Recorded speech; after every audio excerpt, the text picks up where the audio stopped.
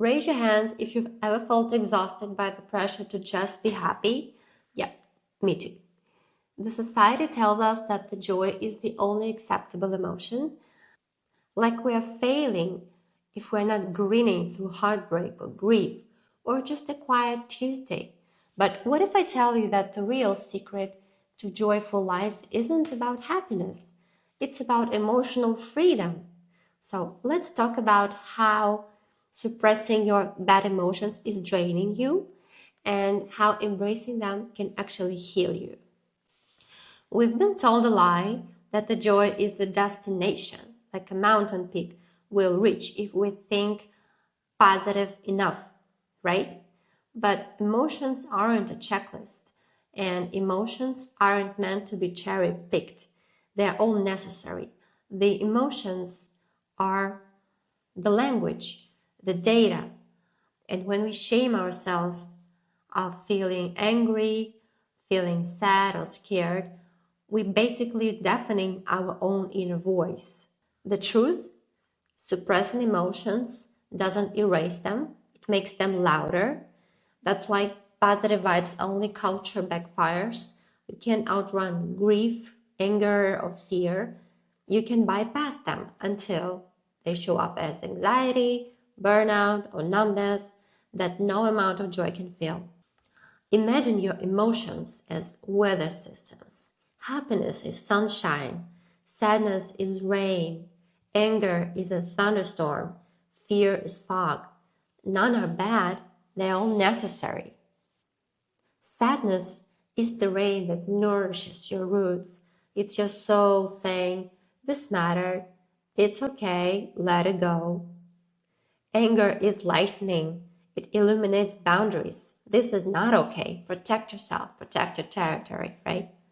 Fear is the fog. It slows you down so you don't rush into danger.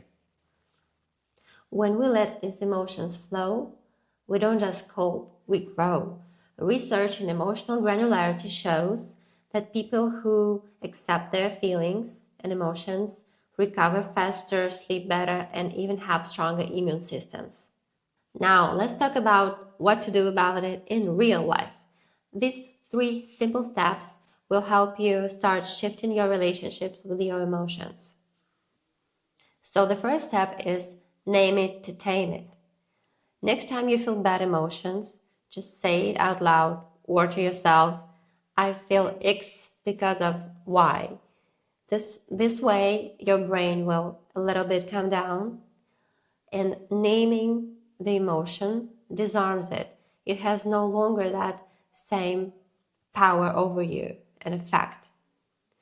As an example, on my own journey of self-transformation, which my child actually accelerated pretty much, I usually felt irritated when I saw toys all over the place. It really irritated me. But for a few years, I tried to suppress that. I tried to show like a pretty mommy, always smiling and always pleased with her child. But then the game was over. And I finally felt, numbness. I didn't want anything, and it was a total burnout for me as a mother.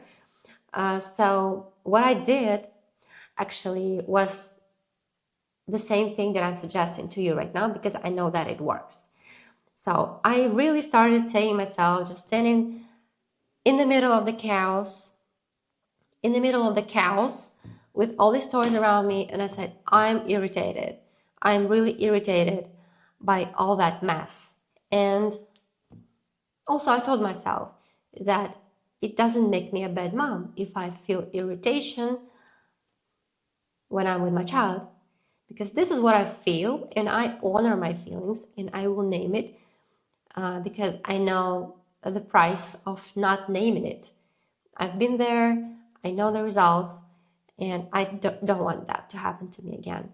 So this is my example, and I encourage you to try it too, just to name it. It's easy, it takes seconds, and it leaves you with all your energy at your disposal, instead of draining it inside while suppressing. The second very easy step is just to set aside 5 minutes a day and to journal.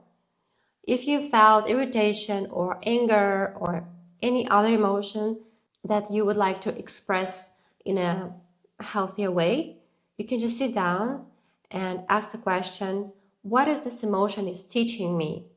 And just write down whatever comes across your mind, okay? No editing, just honest reflection.